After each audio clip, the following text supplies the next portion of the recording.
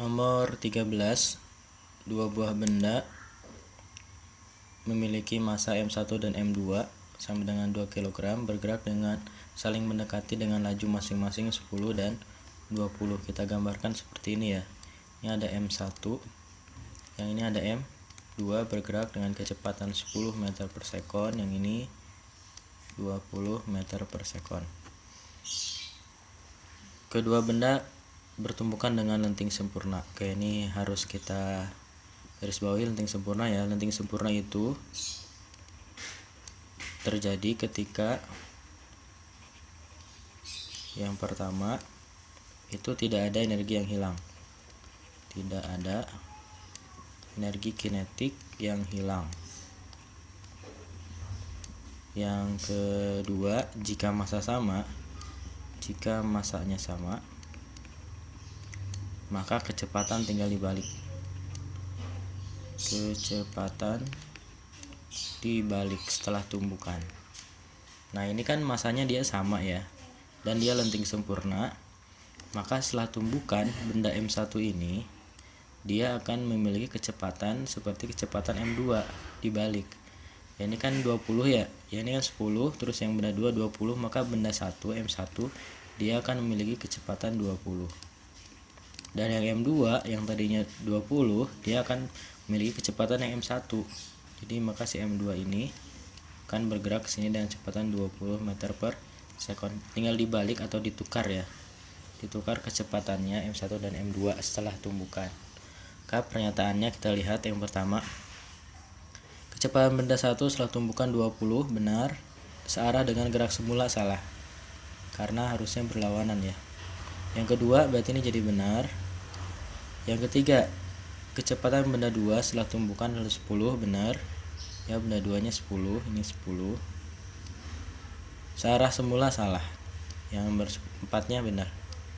Nilai kinetik benda sebelum tumbukan sama dengan sudah tumbukan, ini benar ya. Syarat terjadinya lenting sempurna itu tidak ada nilai kinetik yang hilang.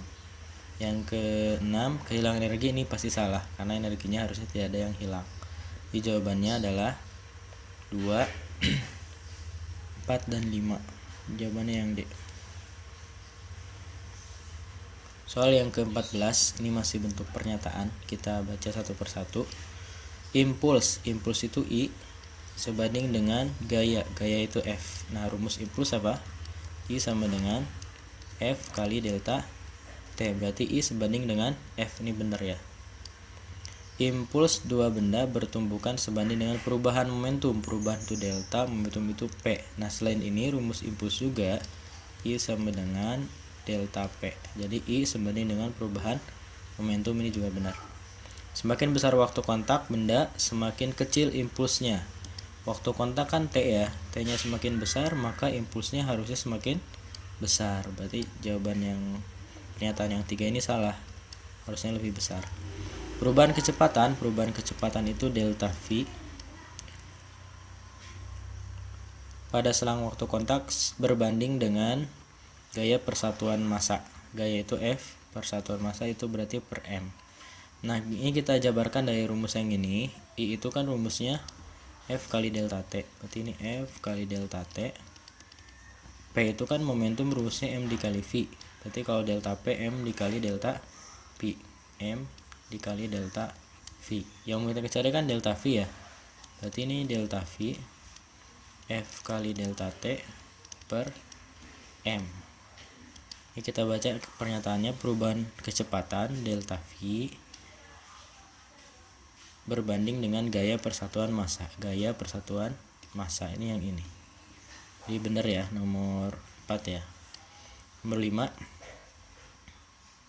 Nilai impuls tergantung pada momentum akhir. Ini salah karena impuls itu bergantungnya pada perubahan, bukan hanya akhir. Jawabannya 1, 2 dan 4. Jawabannya yang B.